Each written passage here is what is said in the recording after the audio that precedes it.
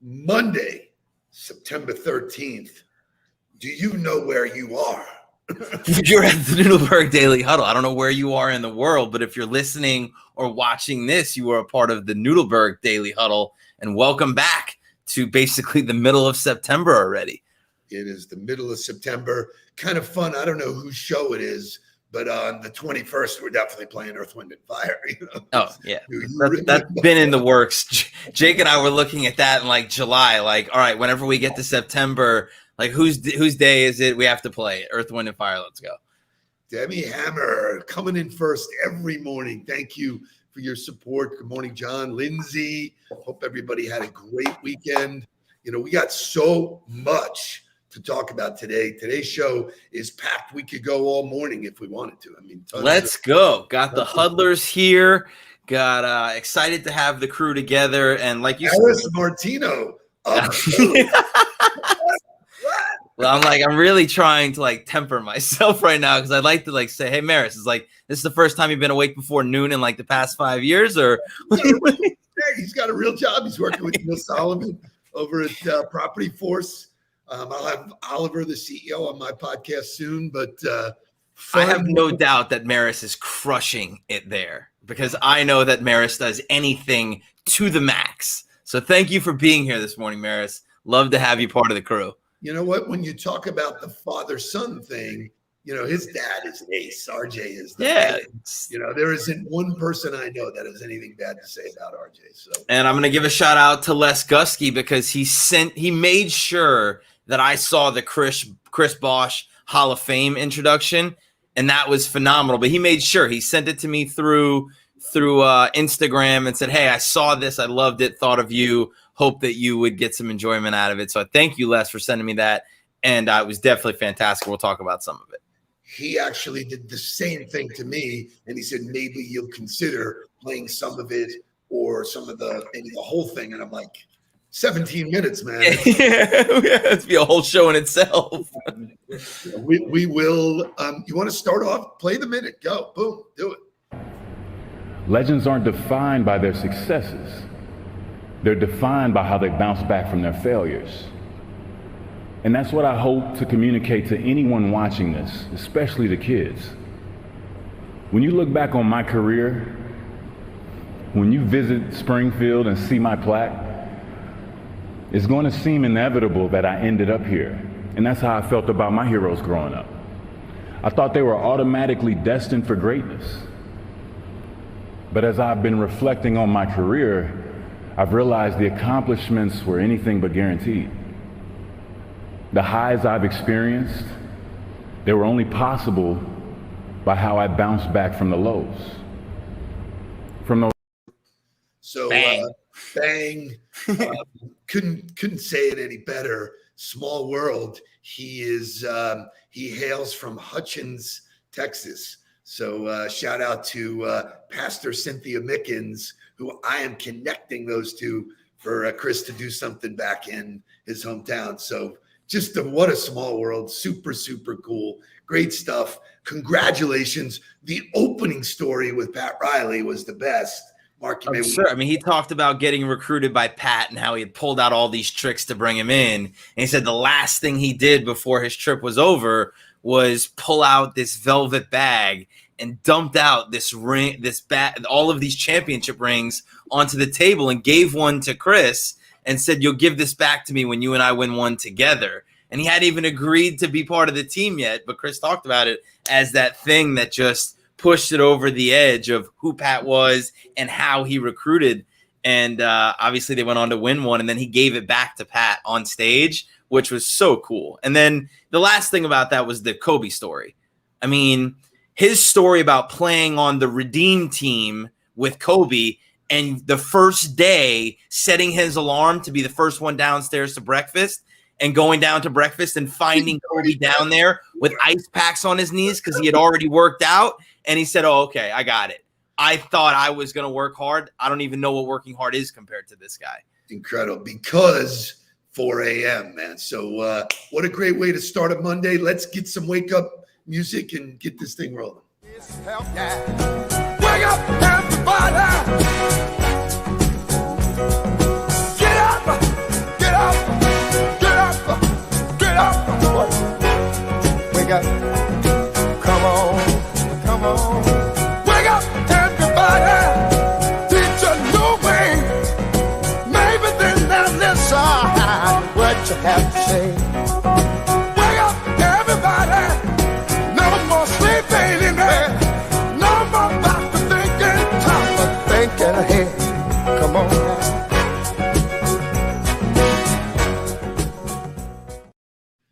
So before we get to some outstanding nuggets, let's do a quick review. The Nudelberg boys were It was a busy weekend.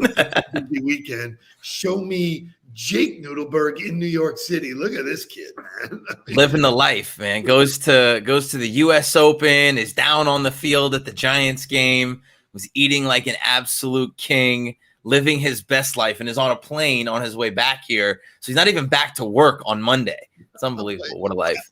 When I grow up, I want to be him. Yeah. It's like, He's 3 years old and he's got the world by the balls, but he does work hard, and he did spread the brand this weekend, so I was proud of him. Very good. You had a birthday weekend, September 10th and through the weekend. had a birthday weekend, and shout out to Gabby, who did an unbelievable job on Friday night. We had Runway brought into the house and had a great meal at home with Runway, then went down to Jackie Gleason, which was or I guess it's called Fillmore now, but to me it's Jackie Gleason, and it was a great concert.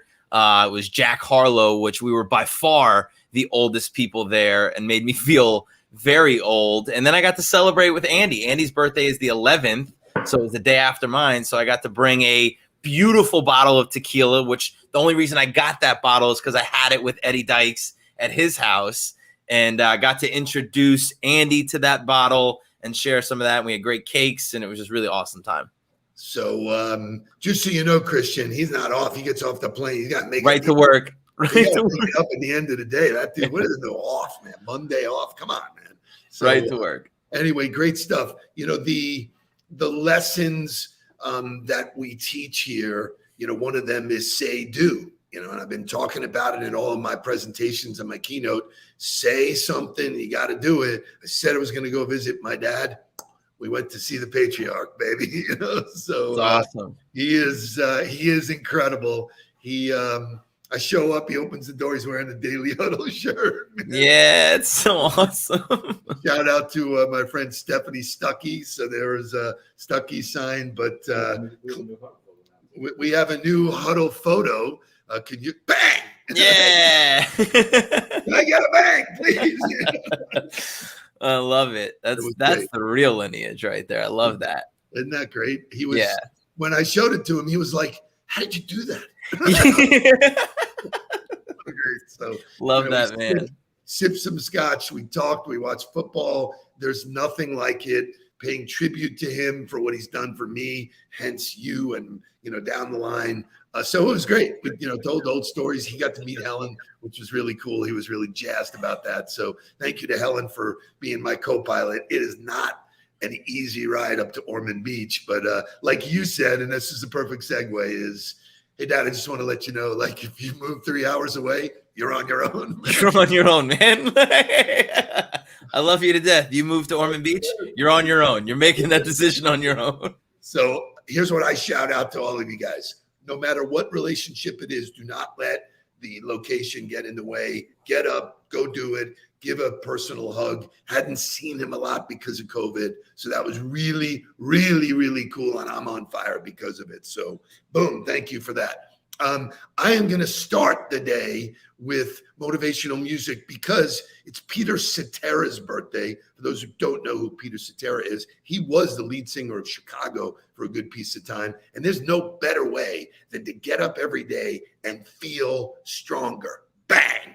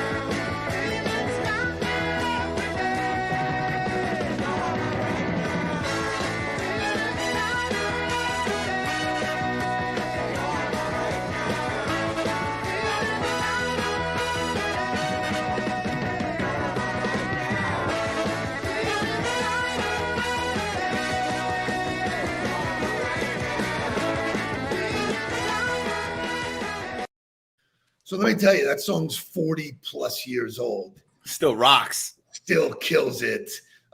We had gone to see the Doobie Brothers. Jake and I went to see the Doobie Brothers. We thought the Doobies were the main band. Chicago was going to open for them. That was not the case. So glad I got there early, got to see my Doobies. And then I was like, oh, we'll see Chicago. And Chicago blew it out. Yeah. The new group. I mean, just the horns and all I'm that. a sucker for the brass section for sure. Every time I hear the horns, I'm like, yeah, I'm in for that. But, so what a great song to kick off a Monday.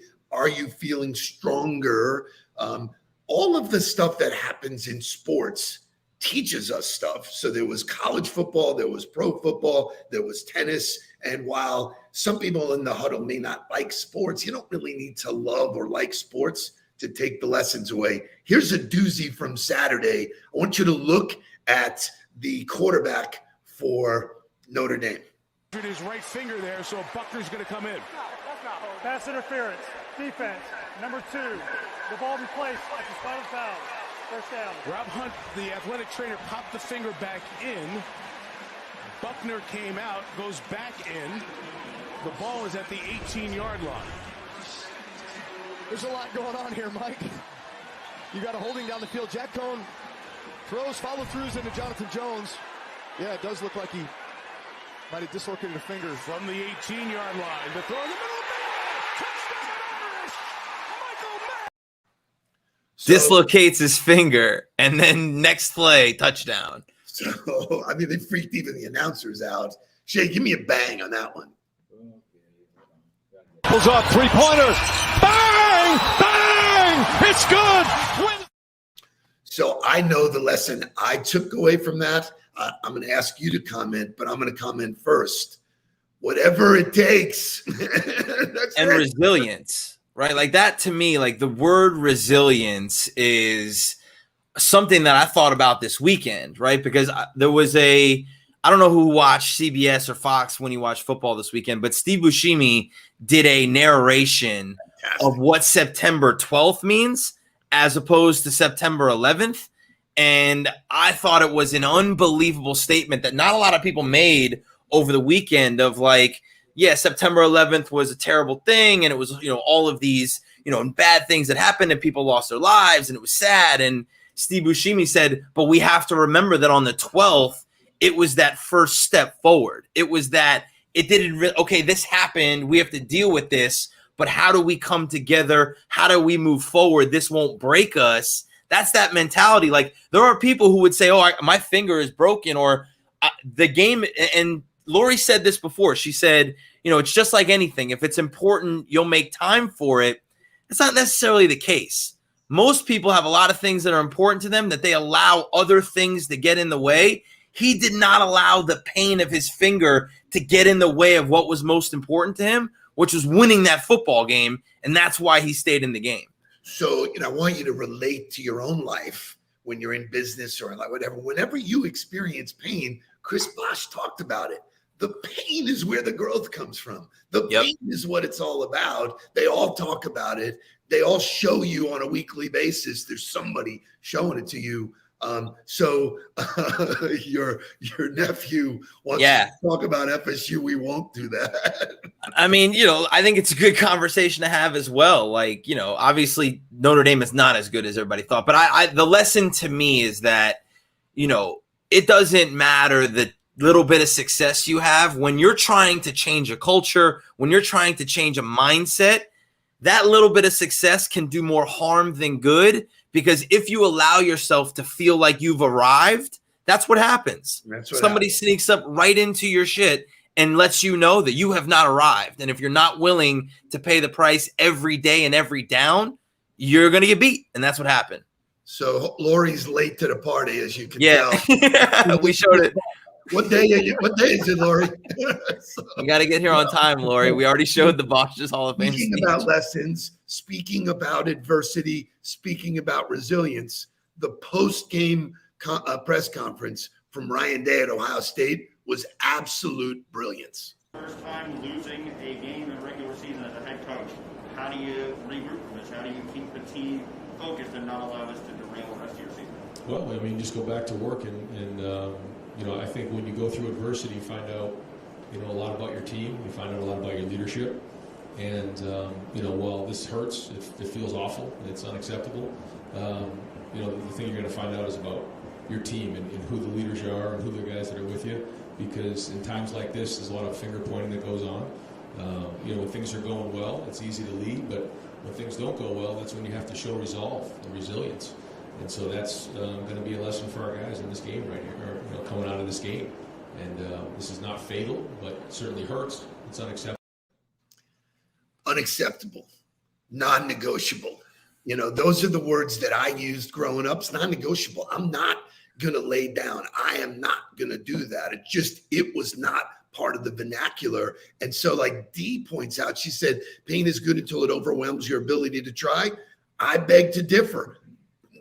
No, there is no middle. There's no that threshold doesn't exist. I mean, but that's what resiliency is how you build the systems around you and the things around you. Like when we talk about building a mindset, it's really hard to be resilient when all you're focused on is the negative and all you're focused on is the pain.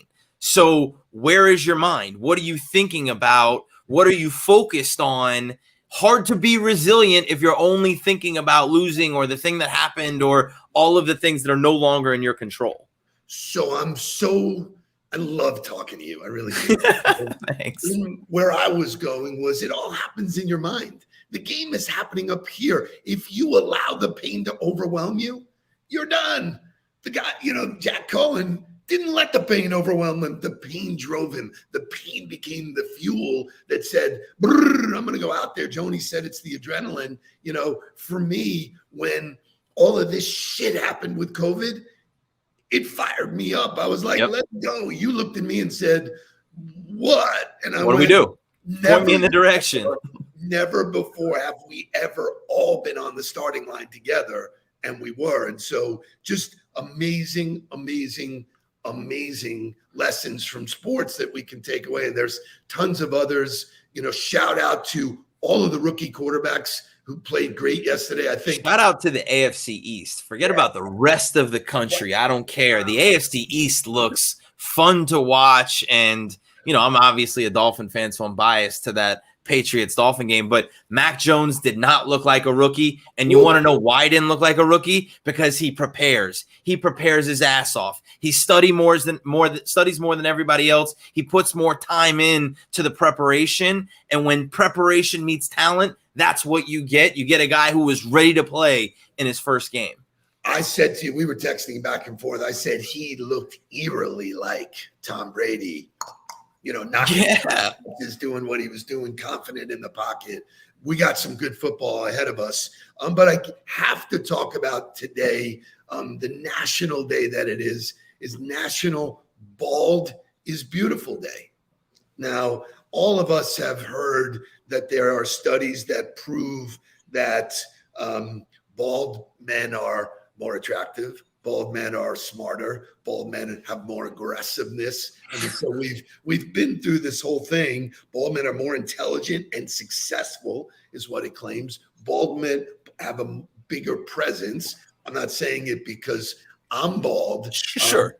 I want you to listen to a guy who's bald and is the motivational guru. Take it away. Okay, in between sets, as I'm working out, and as I often do in between sets, I slide into your comment section nice and I read your comments just so we could stay connected, and I always know what's on your mind and I can address it. So somebody just asked me a cool question, said, DJ, you're on top. Where could you possibly go from here? And you always talk about outworking your competition. Who's your competition? It's a great question. Thank you for the compliment, by the way. I'm fortunate enough to be on top, but anytime you reach the top, you always want to make sure that you have the desire to raise the bar and take the brass ring to places it's never been. That's the key with being on top. Just because it's never been done doesn't mean it can't be done. And in terms of competition, great question. Everyone's my competition, but a fundamental key that I've learned over the years is, and I'll share it with you, my number one competition is me. It's always you versus you. You got to be the one to get up every morning, be disciplined, put in the consistent daily hard work, because that gains success. No coach, no trainer, no mentor, no boss can do it. Bang. Number one competitor is you, man. And it's so like I love this conversation, and Andy and I had this conversation last week. Like, who are you comparing yourself to? You shouldn't compare yourself to anybody, right? Like what I did when I started in coaching was I looked at everybody's roadmap. I looked at where they started their careers, what their jobs were, and I started in my mind envisioning what my path could be based on everybody else's information that I took in. But then I never compared myself to what they were doing. I said, what's the most I can do today? Can I do tomorrow? Can I do more of that tomorrow? Can I find more ways every single day to get better at the things I was doing? And that led me to the opportunity to be able to, you know, stand out amongst the competition and build a career for myself in a place where I had no opportunity. I had to build that opportunity, create that opportunity. You did, and I love that. So, Lori, just so you know, I don't just randomly throw this shit out there. Social, psychological, and personality science comes from Barry University professor Frank Muscarella, who in his study said that while man's perceived physical attractiveness, honesty, intelligence, and social status was raised in a study with people who showed before and after. And I was going to do the before and after of some famous people. Oh, you do? Show me before and after of some people. Check this out, man. This is, look at people before and then look at them after. But the real takeaway, and we only have a short bit of time left, is what would some of the people in the huddle look like if they were bald? Don't show my bald picture. Bang! Oh, I love it. Feldman. Keith, Andrew Feldman. Bob should go bald. Bob, Yep. you should do bald. Bob should do bald. Christian, there you are. Jeff Bishop, there you are. And I'll close with this. Jeremy Mish reached out to me and he said, Steve, silly question. How hard would it be for me to get on your calendar for a coffee? And I sent him my link and we're having coffee tomorrow. So excellent. For those don't wait, look at Todd. Yeah. So if you want your own picture, reach out. Shay will send it to you. But what a great way to kick off a Monday. We are full of motivation. We are full of perspiration, activation. Let's get it. Please don't worry about me. I'm about to let my heart speak. My friends keep telling me to leave this. So let's get down to business. Let's get down to business. Give you one more night to get this.